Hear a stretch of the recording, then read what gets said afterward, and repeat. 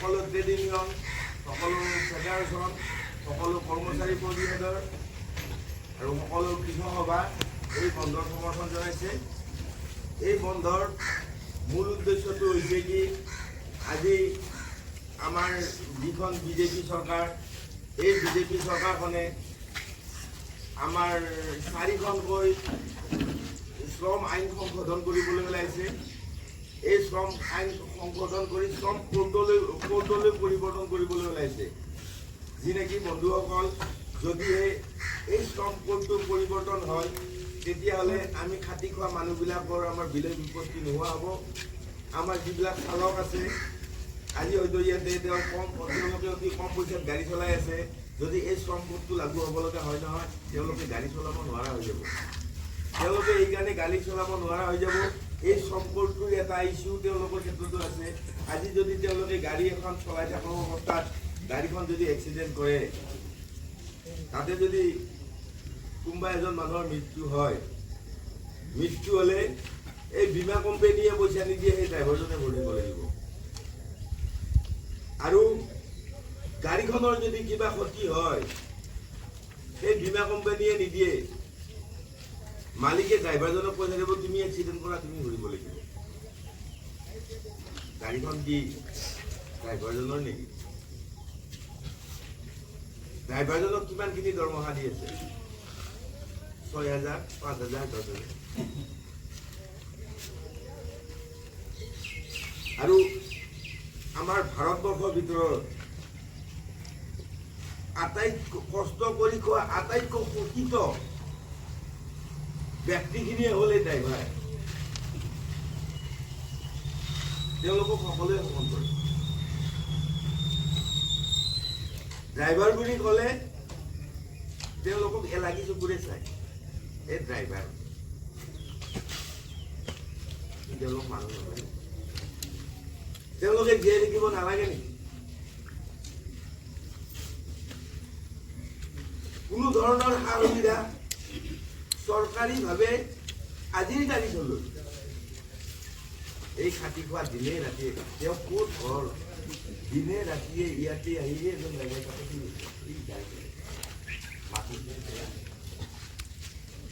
তেওঁ কি ঘৰৰ ভিতৰত 30 মিনিট লগত থাকিব মন নালাগে? এই গাড়ীৰ ওপৰত বোধ দি যায়, ঘৰৰ ভিতৰত থাকিব মন নালাগে। আটাইতকৈ কষ্ট কৰে ব্যক্তিখিনি, আটাইতকৈ শোষিত ব্যক্তিখিনি হৈছে ড্ৰাইভাৰ।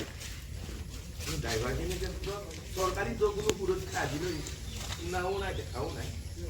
তাৰ ওপৰত আৰু তেওঁলোকে শাসন মানি দিব। যদি এই সম্পত্তি লাগু হয়, তেওঁলোকে গাড়ী চলাই লগতে আমি শ্ৰমজীৱী মানুহ, আমি ইয়াতে কল কাৰখানাত কাম কৰি খোৱা মানুহ।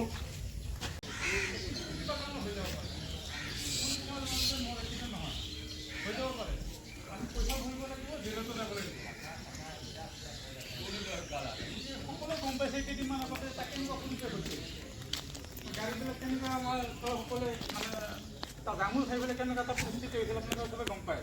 ৰাস্তাত চবে গাড়ীবিলাক চেৰাচেৰি কৰি দিছিল। তেতিয়া এই আইনখন অকণমান মানে ৰৈ গৈছিল চিন্তা কৰিবৰ কাৰণে, যে হয় মানে আইনটো পাছ কৰা নাছিল।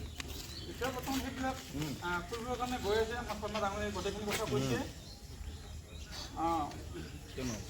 অনাগত দিনত হয়তো আৰু তেনেকুৱা আমাৰ ওপৰত বহুত তেনেকুৱা আইন আনিব পাৰে। গতিকে আমি এতিয়াৰ পৰা আমি সজাগ হ'ব লাগিব।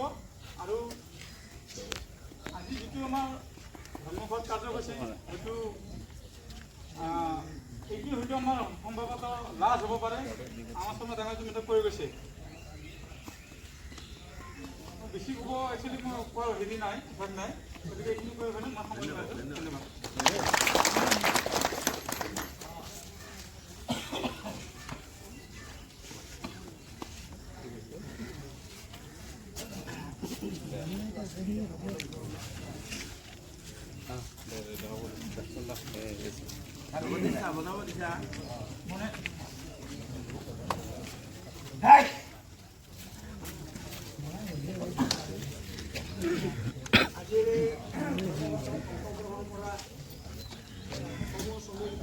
বন্ধু-বান্ধৱীসকল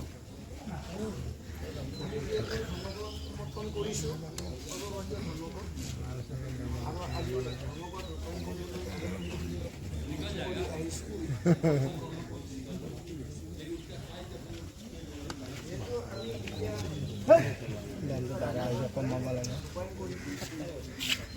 তাতে আমাৰ কষ্ট আছে কষ্টটো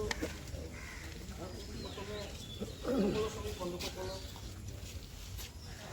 কষ্ট কৰিবলৈ মই বিনম্ৰতাভাৱে অনুৰোধ কৰিছোঁ। আজি ধৰ্মঘট যাতে শান্তিপূৰ্ণভাৱে ধৰ্মঘট হৈ যায়, কোনো অপ্ৰীতিকৰ ঘটনা যাতে নহয়, অপ্ৰীতিকৰ ঘটনা কৰিবলগীয়াও ধৰ্মঘট নহয়, আমাৰ কৰ্তব্যটো আমি পালন কৰি যাব লাগিব। আজি কিয় কাৰণে আমি ধৰ্মঘট পালন কৰিব লাগে বা আমি সমৰ্থন কৰিছোঁ, সেইটো আমাৰ এইটো যি বতীপ্লান্তৰ সম্পাদক ডাঙৰীয়াই ব্যাখ্যা দিওঁতে সেইবিলাক শুনি গৈছে। গতিকে ক'বলৈ গ'লে মই আকৌ সেইবিলাকে কৈ যাব লাগিব, কিন্তু ক'ব লাগিব এইটোৱে দুই এষাৰ হ'লেও অতিকৈ আমাৰ বিপদজনক কথা আহি পৰিছে। এইটোৱেই যে আমাৰ চৰকাৰ এখন থাকি কেনেও আমাৰ গণতান্ত্ৰিক অধিকাৰ গোটেই প্ৰগ্ৰহণ কৰিছে আৰু কৈ গৈছে এটা আমাৰ বক্তাসকলে যে এই ধৰ্মঘটটোৱে আজি 9 জুলাই ধৰ্মঘটটোৱে শেষ ধৰ্মঘট হ'ব। ইমপ্লিমেণ্ট হ'বৰ কাৰণে এই সংহিতা আইনটো বেছিদিন হোৱা নাই, সম্পূৰ্ণ যাৰ যোগাৰ হৈ আছে। খালি ৰাষ্ট্ৰপতি চহী কৰিলে গোটেই হৈ যাব।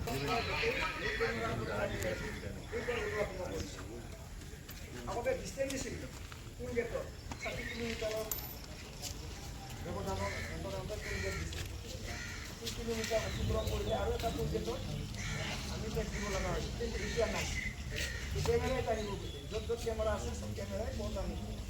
গতিকে এই চৰকাৰে ভাল কাম কৰিছে।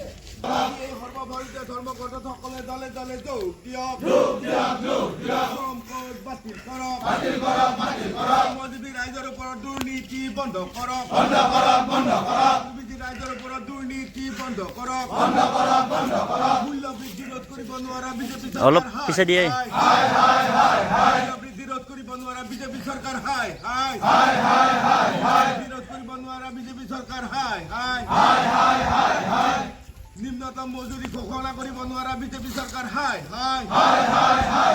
বছৰ ধৰি নিম্নতম মজুৰি ঘোষণা কৰিব নোৱাৰা বিজেপি চৰকাৰ জিন্দাবাদ। খণ্ড ব্যক্তিগতকৰণ নীতি বন্ধ কৰক, খণ্ডসমূহ ব্যক্তিগতকৰণ নীতি বন্ধ কৰক। জিন্দাবাদ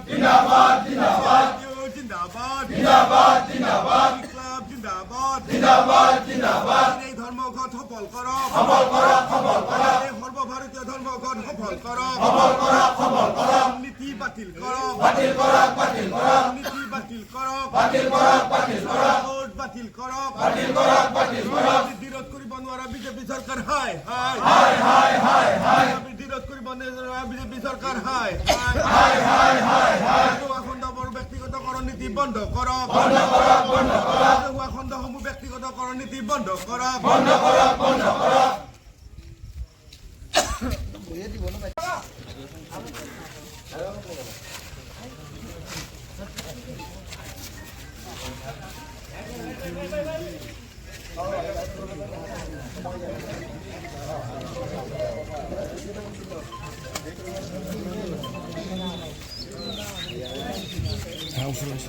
ৰূপায়ণ কৰিছোঁ। আমি বৃহত্তৰ উত্তৰ গুৱাহাটী অঞ্চলত এই ধৰ্মঘট ৰূপায়ণ কৰিছোঁ। আজি এই ধৰ্মঘটটো হ'ল আজি এইখন বিজেপি চৰকাৰে যি শ্ৰম কোড লাগু কৰিবলৈ ওলাইছে সেই শ্ৰম কোড প্ৰত্যাহাৰ কৰক। আজি শ্ৰমিকৰ ওপৰত যি শোষণ নীতি জাপি দিবলৈ হৈছে এই শোষণ নীতি বন্ধ কৰক। আজি ড্ৰাইভাৰসকলৰ যি নিৰাপত্তা নোহোৱা হৈছে তেওঁলোকক নিৰাপত্তা দিয়াৰ ব্যৱস্থা কৰক। আৰু যি ৰাজহুৱা খণ্ডবিলাক আজি ব্যক্তিগতকৰণ নীতি কৰিবলৈ ওলাইছে সেই ৰাজহুৱা খণ্ডবিলাক ব্যক্তিগতকৰণ নীতি বন্ধ কৰক। আৰু আমাৰ অসম চৰকাৰক এটা কথা ক'ব বিচাৰিছিলোঁ, আজি 10 বছৰ ধৰি আমাৰ এইখন অসম চৰকাৰে শ্ৰমিকৰ নিম্নতম মজুৰি আজিলৈকে আদায় দিব পৰা নাই, নিম্নতম মজুৰি ঘোষণা কৰিব পৰা নাই। আমি অহৰহৰ 10 বছৰ ধৰি আমি আন্দোলন কৰি আহিছোঁ, আমি CITUৰ তৰফৰ পৰা যুদ্ধ কৰি আহিছোঁ। অহৰহৰ CITUৱে এই সংগ্ৰামত লিপ্ত হৈ আছে। কিন্তু এইখন চৰকাৰে মাত্ৰ আমাক প্ৰতিশ্ৰুতি দি আছে। 10 বছৰে শ্ৰমিকৰ নিম্নতম মজুৰি তেওঁলোকে ঘোষণা কৰিব পৰা নাই। আজি আমাৰ অসম চৰকাৰক সুধিব বিচাৰিছোঁ, এই শ্ৰমিক শ্ৰেণীৰ ওপৰত আপোনালোকে এই নিম্নতম মজুৰি কিয় ঘোষণা কৰা নাই?